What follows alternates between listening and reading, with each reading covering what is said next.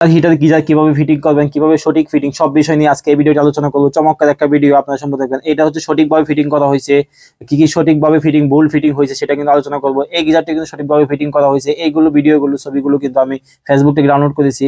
এটা কিন্তু ভুল ফিটিং। এটা কেন ভুল ফিটিং, এখানে কোনো সেফটি বেল ব্যবহার করা হয় নাই। এখন কি হবে, যখন আপনি এখানে কিন্তু লাল যে অংশ আছে এই পাইপটা কিন্তু লম্বা গিজারের উপর পর্যন্ত আছে এবং নীল পাইপটা কিন্তু ছোট। যখন আপনার গিজারের ট্যাঙ্কির পানি শেষ হয়ে যাবে তখন কিন্তু নীল পাইপটা যেহেতু ছোট, তখন আপনার গিজার থেকেও পানি বের হয়ে যাবে। বের হয়ে গেলে যখন আপনি সুইচ দিবেন তখন কিন্তু আপনার কয়েলটা নষ্ট হয়ে যাওয়ার সম্ভাবনা আছে। দ্বিতীয় ভুল হচ্ছে, যদি আপনার এটা একতলা বিল্ডিং হয় তাহলে আপনার সেফটি বেল প্রয়োজন নাই, কিন্তু এখানে একতলা বিল্ডিং হলে আপনারা নন রিটার্ন বাল্ব লাগাবেন নীল অংশের মধ্যে। এটা কিন্তু ভুল ফিটিং। এটা কেন ভুল ফিটিং, এখানে দুইটা ভুল আছে। একটা হচ্ছে এই গিজারটি আপনার যে দেশের বাইরে যে গিজার গুলো আছে এগুলো সবসময় কিন্তু আপনারা দেওয়ালে ফিটিং করবেন রয়্যাল বোল্ট দিয়ে। এখানে কিন্তু আপনারা এখানে বসায় রাখছেন, তখন কি হচ্ছে, নীল অংশ দিয়ে পানি ভিতরে প্রবেশ করতেছে, লাল অংশ দিয়ে বের হয়ে যাচ্ছে। তাই টাঙ্কিটা সম্পূর্ণ ফুল হচ্ছে না, টাঙ্কিটা অর্ধেকটা থাকতেছে, আপনার গিজারটা অর্ধেকটা ফুল হচ্ছে।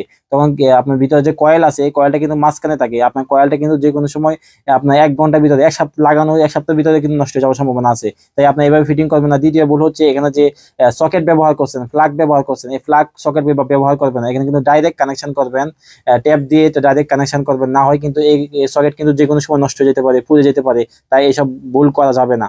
এটা কিন্তু একটা ভুল ফিটিং। এটা কেন ভুল ফিটিং, আপনার এই ভুল কিন্তু সারা বাংলাদেশে যারা গিজার কিনে এবং ব্যবহার করে, যারা ফিটিং করে, সবাই কিন্তু ম্যাক্সিমাম এই ভুলটা করে থাকে। এটা কেন ভুল করে থাকে, আপনারা আমি সম্পূর্ণ ভিডিওটি একটা তৈরি করেছি, আপনার এই ভিডিওটি দেখলে আপনি সম্পূর্ণ বুঝতে পারবেন। গিজারে যে কয়েলটা নষ্ট হয়েছে সেটা কেন নষ্ট হয়েছে সেটা বলি। এটা হচ্ছে ফিটিং এর ভুলের জন্য। তাহলে আপনি এই জিনিসটা একটু বোঝার চেষ্টা করুন। যেমন যে টাঙ্কির থেকে পানিটা আসছে, পানিটা ঢুকবে এদিক দিয়ে নীলটা দিয়ে, বের হবে লালটা দিয়ে, কিন্তু টাঙ্কির পানি শেষ। এখন নীলটা দিকে পানি ঢুকবে না। তখন এখানে যে পানিটা আছে, যখন আপনি নিচে যখন ট্যাপ সাইড রাখবেন বাথরুমে, তখন এর ভিতরে যে পানি আছে এই পানিটা কিন্তু এখান থেকে বের হয়ে যাবে। বের হয়ে কতটুকু চলে আসবে, এই পাইপ পর্যন্ত। যখন ট্যাপটা চালু থাকবে তখন এই পাইপ পর্যন্ত কিন্তু পানিটা চলে আসবে, পানির লেয়ারটা কিন্তু এখানে চলে আসবে। কেন চলে আসবে, কারণ এই সরাসরি টাঙ্কি থেকে নামে এদিক দিয়ে ঢুকছে টাঙ্কি গিজারের ভিতরে, গিজার থেকে কিন্তু আপনার বাথরুমে গেছে লাইনটা। এখন টাঙ্কির পানি শেষ, এই গিজার থেকে পানিটা বের হয়ে গেছে। যদি এখানে আপনার সেফটি বাল্ব যদি না লাগানো থাকে, সেফটি বাল্ব এখানে এটা আমাদের ছিল না, অনেকে তো লাগায় না, ঠিকভাবে লাগাইতে পারে না, ঠিকভাবে ফিটিং করতে পারে না। কে বুঝে, কতটুকু বুঝে, এত কিছু বুঝে না যে গিজার কিভাবে চলে। তখন টাঙ্কি থেকে পানি যখন বের হয়ে যাবে তখন আপনার কয়েলটা থাকবে এখানে, কয়েল থাকবে উপর দিকে, কয়েলের সাথে কোনো পানি থাকবে না, পানি লেয়ারটা নিচে নামে যাবে, তখনই কিন্তু এই কয়েলটা নষ্ট হয়ে যাবে। আবার অনেক সময় এখানে সেফটি বাল্ব ব্যবহার করা যায় না, কারণ কি, পানি একতলা বিল্ডিং হলে পানির প্রেসার কম থাকায় সেফটি বাল্ব দিয়ে গিজারের ভিতরে পানি প্রবেশ করতে পারে না, কারণ গিজারের ভিতরে একটা স্প্রিং আছে। কারণ গিজারের কয়েলের মেইন সমস্যা হচ্ছে এইটা। এই কারণে কিন্তু কয়েল, যত কোম্পানি গিজার আছে যে কয়েলগুলো নষ্ট হয় সবগুলো কিন্তু একই সিস্টেমে নষ্ট হয়।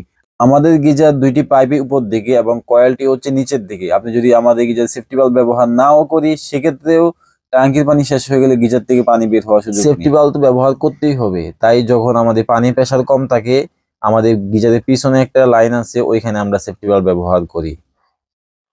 গিজার গুলো তৈরি করা হয়েছে, আপনি যেভাবে ফিটিং করেন ফলের সাথে এভাবে বসায় রাখেন, এগুলো গিজারের মধ্যে যদি, কয়েলের মধ্যে সবসময় যদি পানি থাকে তাহলে কিন্তু এই গিজার এগুলো কয়েল কখনো নষ্ট হবে না। একটু হয় আপনার এইসব একটা কয়েল যতই দুর্বল হোক, আপনার সেটা যদি, আমি আপনাকে বলি, সেটা যদি এই 30 টাকা কয়েলও হয়, এরকম কয়েলও হয়, এবং সেই কয়েলটা যদি পানির মধ্যে থাকে, তাহলে এই কয়েল নষ্ট হওয়ার কোনো সিস্টেম নাই, কোনো ওয়াই নাই। তো আমরা কি করি, তাই এই গিজার কয়েলরা, যারা গিজার কোম্পানি তৈরি করে, তারা তো একটা নিয়ম মেনে তৈরি করে। নিয়ম মেনে তৈরি করলেও যাদের যদি আমরা ফিটিং করাই তারাই কিন্তু ভুল করে।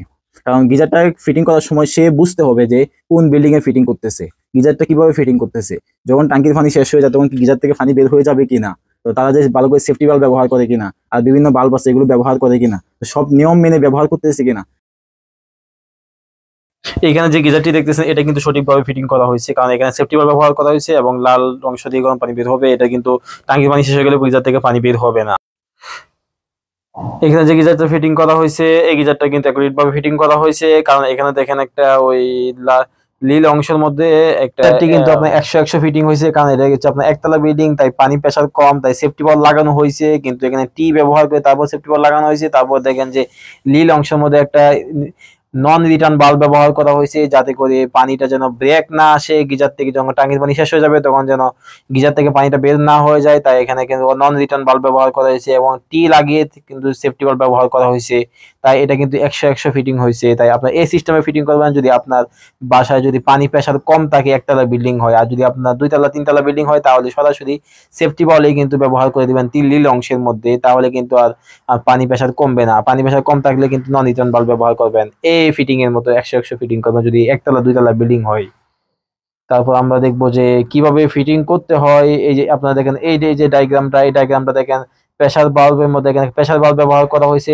এই গিজারটি কিন্তু সঠিকভাবে ফিটিং করা হয়েছে। এখন বলবেন ভাই এখানে তো সেফটি বাল্ব, নন রিটার্ন বাল্ব কোনো কিছু ব্যবহার করছে, তাহলে সঠিকভাবে কিভাবে হয়েছে? সঠিকভাবে কিভাবে হয়েছে দেখুন, এখানে যে লাল অংশটা আছে এটা গরম পানির পাইপটা কিন্তু নিচের দিকে চলে গেছে, এবং নীল অংশ যেটা এটা কিন্তু পাইপটা ছোট থাকে, গিজারের লম্বা লম্বা থাকে না পাইপটা। এটা কিন্তু যখন ঠান্ডা পানি কিন্তু টাঙ্কি থেকে যে আসবে এটা কিন্তু উপর দিকে, পাইপটা কিন্তু উপর দিক থেকে আসে, এটা কিন্তু নিচের দিক থেকে ঢুকছে না।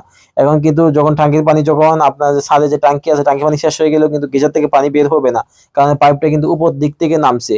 পানি কি উপর দিকে উঠতে পারবে? না, পানি কখনো উপর দিকে উঠতে পারবে না, পানি ফ্লো হবে নিচের দিকে। তাই ঠান্ডা পানি কিন্তু এটা পাইপটা কিন্তু উপর দিক থেকে নামছে। আশা করি বুঝতে পারছেন যে এটা 1 তলা বিল্ডিং, তাই এখানে সেফটি বাল্ব প্রয়োজন নেই। এটা যে দেখেন এখানে কিন্তু সেফটি বাল্ব লাগানো আছে, এটা কিন্তু সঠিকভাবে ফিটিং হয়েছে। আপনার যদি বাথরুমে লাগানো থাকে এভাবে ফিটিং, এটা কিন্তু 100 ফিটিং হয়েছে, কারণ এটা কিন্তু উপর দিক থেকে নামছে, 1 তলা বিল্ডিং, সেফটি বাল্ব লাগবে না। এটা কিন্তু সঠিকভাবে ফিটিং হয়েছে। আপনারা কিন্তু এভাবে ফিটিং করতে পারবেন। এই গিজারটি কিন্তু সঠিকভাবে ফিটিং করা হয়েছে। এখানে কিন্তু দেখেন যে নন রিটার্ন বাল্ব ব্যবহার করা হয়েছে নীল অংশের মধ্যে, এবং সেফটি বাল্ব ব্যবহার করা হয়েছে। আপনি এভাবে ব্যবহার করতে পারেন।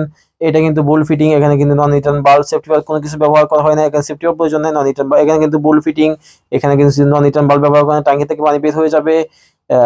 এই অংশটা কিন্তু আপনার বুল ফিটিং কারণে কিন্তু এই কয়েল নষ্ট হয়ে যাবে। এটা কিন্তু আপনার সঠিক ফিটিং, এখানে সেফটি বাল্ব ব্যবহার করা হয়েছে। আশা করি এটা কিছু হবে না। এখানে কিন্তু বুল ফিটিং, টাঙ্কির পানি শেষ হয়ে গেলে গিজার থেকে পানি বের হয়ে যাওয়ার সম্ভাবনা আছে।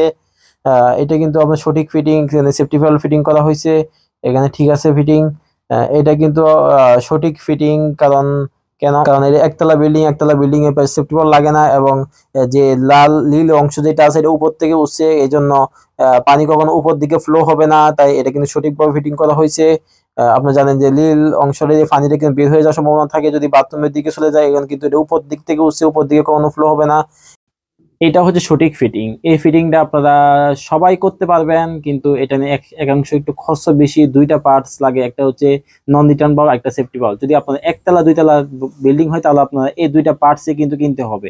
এখন এখানে লাভ কি, সেটা হচ্ছে আপনার যখন টাঙ্কির পানি শেষ হয়ে যায় তখন আপনার গিজার থেকে পানিটা বের হবে না, তাই আপনার কয়েলটা ঠিক থাকবে।